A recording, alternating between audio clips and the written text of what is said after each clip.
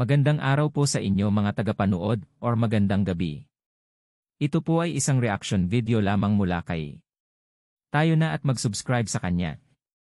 Pa-subscribe na rin po sa channel ko.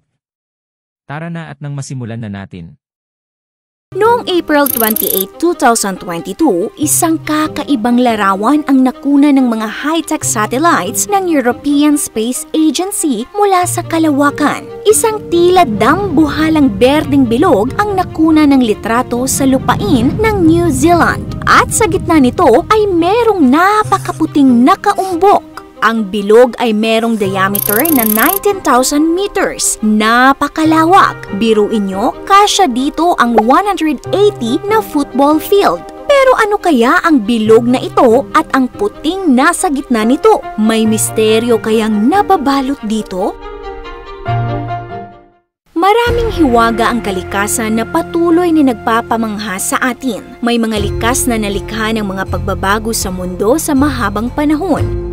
May mga gawa rin ng malilikhaing tao at mayroon ding mga hindi maipaliwanag at hanggang ngayon ay nananatiling misteryo. Nariyan yung mga tinatawag na crop circles o mga dambuhalang bilog na makikita sa malawak na taniman ng trigo na nabuo sa pamamagitan ng pagtupi ng mga tanim para makalikha ng hugis bilog. Sa mahabang panahon ay may mga haka-hakang maaaring marka itong naiwan ng mga spaceships o di kaya likha ng mga aliens. Pero kalaunan ay umamin ang mga landscape painters na sila David Chorley at Douglas Bauer na mahigit 13 years na daw nila palihim na ginagawa ang mga crop circles. Naging malaking misteryo din ang mga di bababa sa 2,000 years old na mga big circles na matatagpuan sa Middle East. Ito ay gawa sa mga batong ilang talampakan lamang ang taas at bumubuo ng isang bilog na halos 400 meters ang diameter. 12 ang natagpuan sa Jordan, isa sa Syria at 2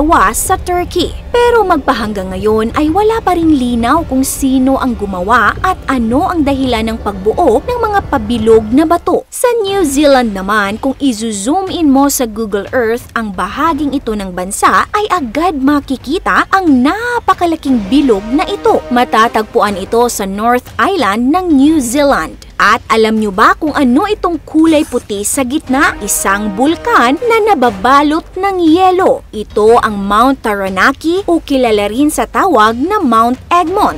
Isang stratovolcano. Stratovolcano ang tawag sa mga bulkan na karaniwang may halos perpektong cone shape na nabubuo sa pagpapasabog nito ng lava, mga pira-pirasong bato at pyroclastic flow. Ang Mayon Volcano na tanyag din sa perpektong cone shape nito ay isa ring stratovolcano. Ang Mount Taranaki at Mount Mayon ay kapwa-likha ng kalikasan na nabuo sa loob ng libo-libong taon ng paulit-ulit na pagsabog. Ang Mount Taranaki ay isa sa mga pinakamataas na bundok sa North Island na may taas na 2,518 meters. Halos kasing taas nito ang 3 pinagpatong na Burj Khalifa. Pero di tulad ng Mayon na halos perpekto ang cone shape, ang Taranaki ay may pangalawang cone, ang Phantom's Peak na may taas na 1,966 meters. Pero ano naman itong berdeng bilog na makikita sa paligid ng bulkan? Sanhi din ba ito ng sumasabog na kalikasan? Well, ang bilog na ito ay isang national park. Itinayo ito sa paligid ng Mount Taranaki. Teka, park sa paligid ng bulkan? Di ba napakadelikado nun?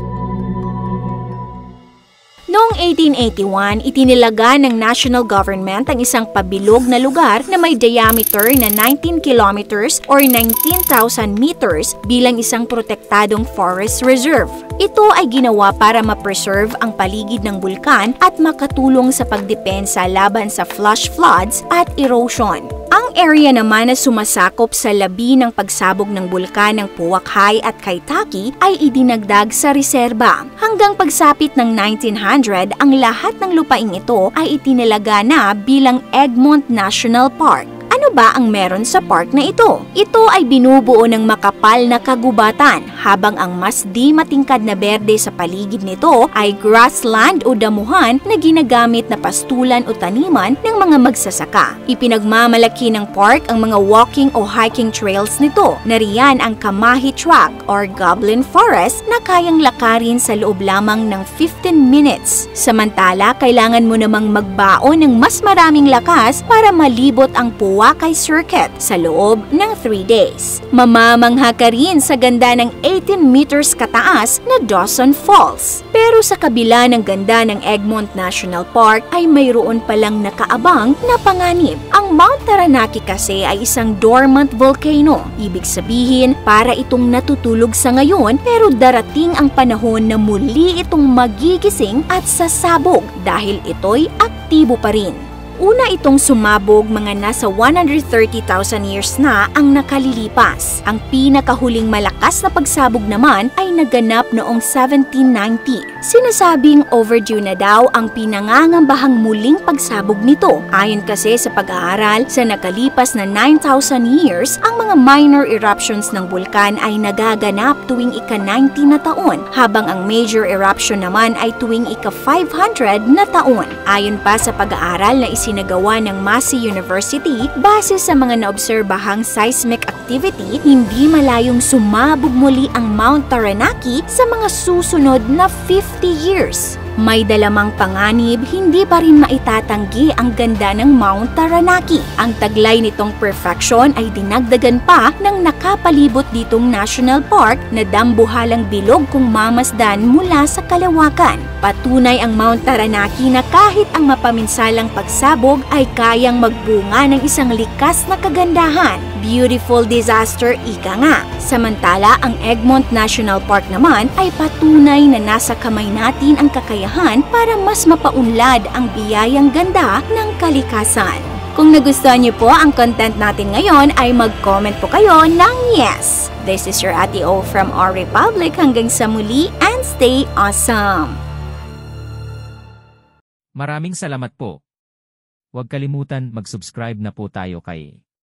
Pa-subscribe na rin po sa channel ko. Babay po.